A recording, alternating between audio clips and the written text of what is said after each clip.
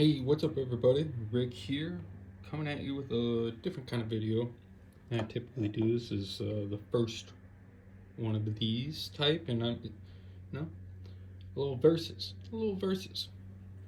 And the two contenders we got going on this time is, of course, the Benchmade Griptilian and the Ritter RSK MK1 G2. Wow. So these two are very similar in comparison. And right off the bat, well, I guess before I get too ahead of myself, if you like this type of content, please give this video a like, subscribe to my channel, and leave a comment down below. It helps the channel. Let me know if you like this kind of content or if you don't. But I'm gonna still do it, so whatever. Yeah, so this video I'm not gonna focus on blade steels at all because I have a few different models and they all have different blade steels. So we're just gonna touch that. I'm also not going to talk about these two until the end. The only difference between these is this is the sheep's foot blade with the hole versus the drop clip point, whatever you want to call it, with these, with the thumb studs. Otherwise, they're the same. But these two are, if I start moving around so many knives, it just gets confusing. And then I just start rambling, which, you know, I do sometimes. These two are the closest alike, so let's get into that. So, start with the blade. So we got, like I mentioned before, this drop, almost clip point. I mean, it's a drop point. It's very subtle. Versus this drop point is a lot more, what's the word?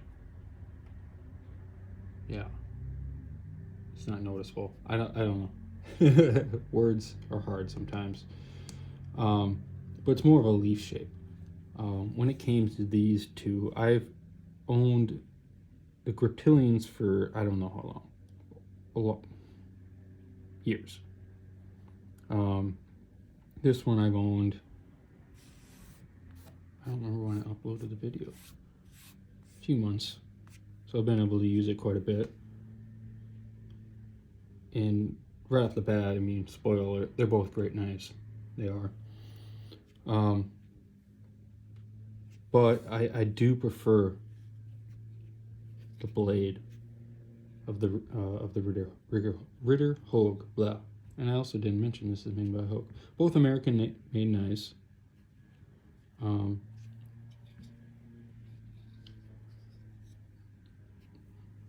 Yeah, the blades, I did prefer this guy.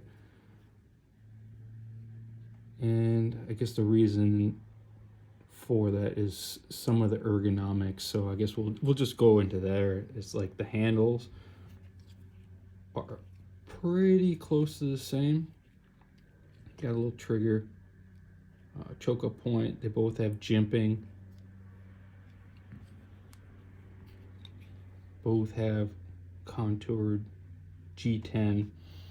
But the difference between the two is, I believe, oh gosh, dual wielding. As you can see, Griptilian's a little thicker, and the jimping is, I mean, they take up the same amount of area, but it's smaller jimping, smaller spaces. I do prefer this. I like that. Also, the texture on the G10 itself. This is a Griptilian. It's not all that grippy. Up here is super slick. This texture, this diamond pattern G10. It doesn't hold that much grip. It's fine. But dang, this starburst pattern on the Griptilian, or on the Ritter Hogue, is so much nicer. The jimping back here is so much nicer, in my opinion. Whatever. I don't. This jimping back here that I don't use, so whatever. Thumb studs.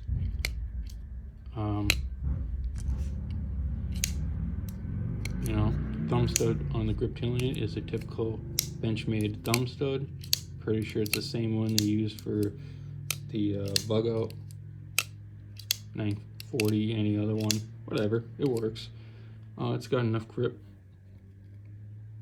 It's got a little bit of grip in there. I like it. I don't mind it.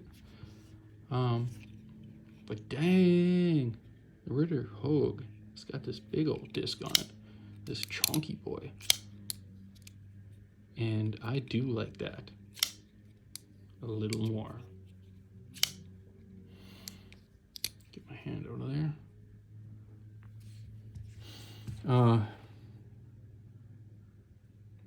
Aesthetically, I mean, the hardware is the exact, not all the same besides the lanyard hole. So that's something. I think they both could have had better placement of the pocket clip. Definitely here, just move that. I do like how Benchmade put their lanyard hole back here, but I feel like they could have moved this up. Like change this body screw over here to bring the clip up, same here. The clips, I mean, out of these two clips, I prefer this one, but I wasn't the biggest fan. It's fine. Where is it? I do prefer this Benchmade clip more. It's a little deeper carry, but it also works in my pockets a little better.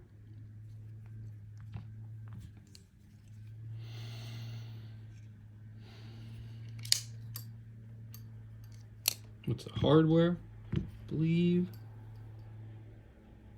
they're slightly different, and I didn't mention it, but everything in this video will be linked below, as well as there are affiliate links down there that help the channel out, but it's totally up to you to use them. So I know the Benchmade's typically T6 pocket clip, T6 body, T10, yeah, T10 pivot. Yep. Whereas Ritter Hogue, T8 body and pocket clips, and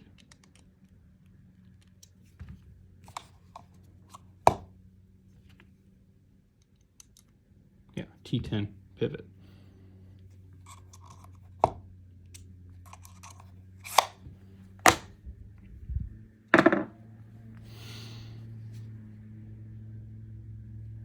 But the screws are in the same placement. Another one is, I had an idea and it just ran away from me.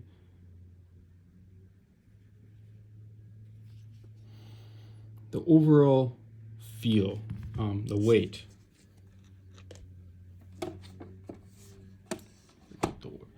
There's a weight difference here. So we'll start with the Griptilian. 4.4 ounces versus 4.6. It's barely noticeable, but it's there. Turn length on them are the same. Scale. Where did I throw that sticker? Go put that back up there.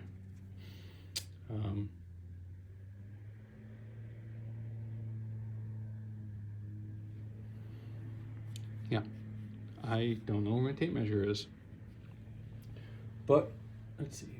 They're both the same, and let's see. I have it.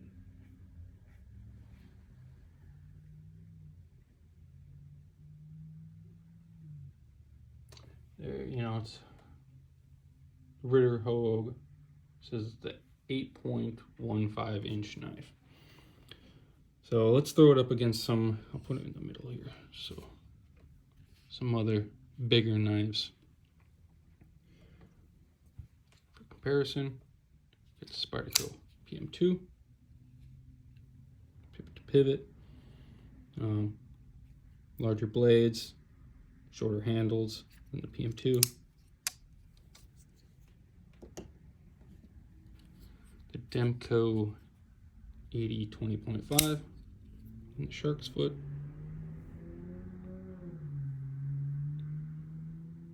Which is smaller than both.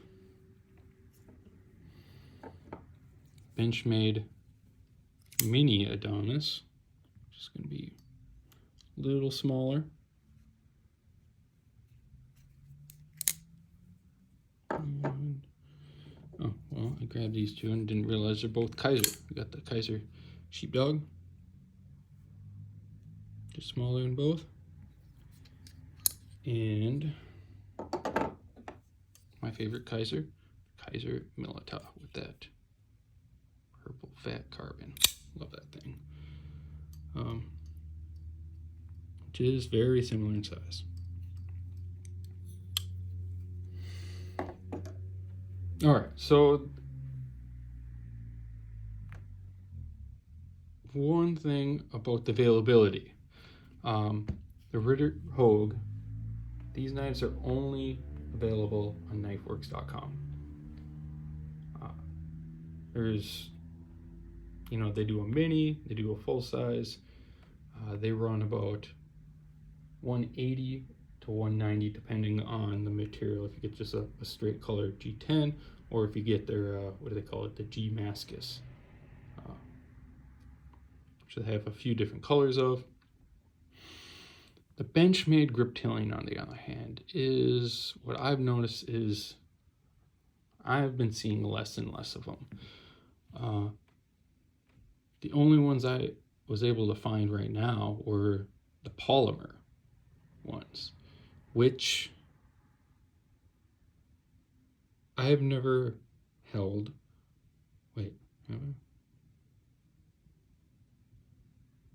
I don't remember if I have, but I'm not the biggest fan of Benchmade's polymer handles. They're both, these ones, both have the standoffs. The polymer one is a clamshell. Those are going for $140.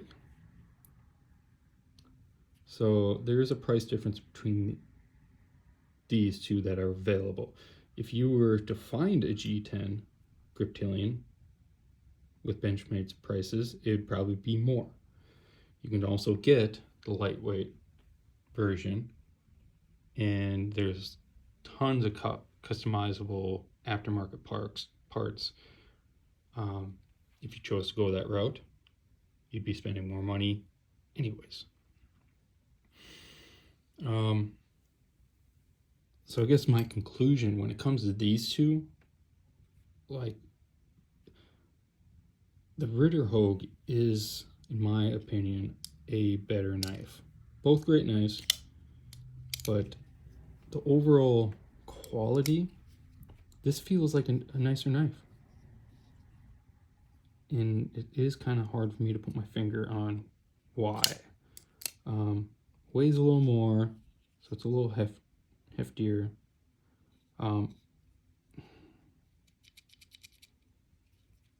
The Able lock versus the Axis lock, a little bigger, a little feel better using. Same with the thumb studs. I like the texture more.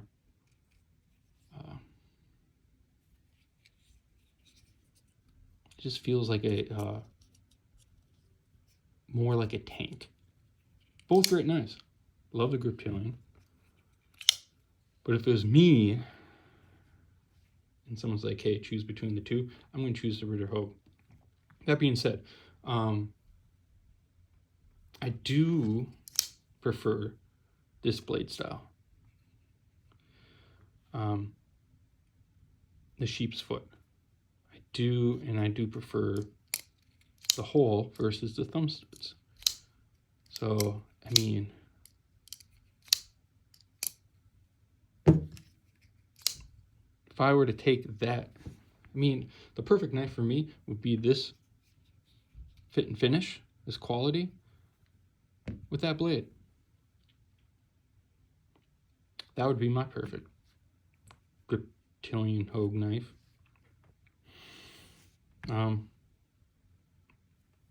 But when all said is done, if you picked up any of these knives, you've got yourself a really nice knife.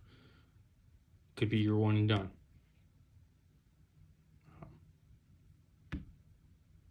But I'm going to choose that one. And yeah, leave a comment down below. Tell me what you think about this video, about your thoughts about the difference between the two, what you prefer. No, that's the video. Thanks for listening this far. If you're still here, listening to me rambling, appreciate it. Appreciate the support of all my viewers, people that keep coming back. And until next time, have a good one.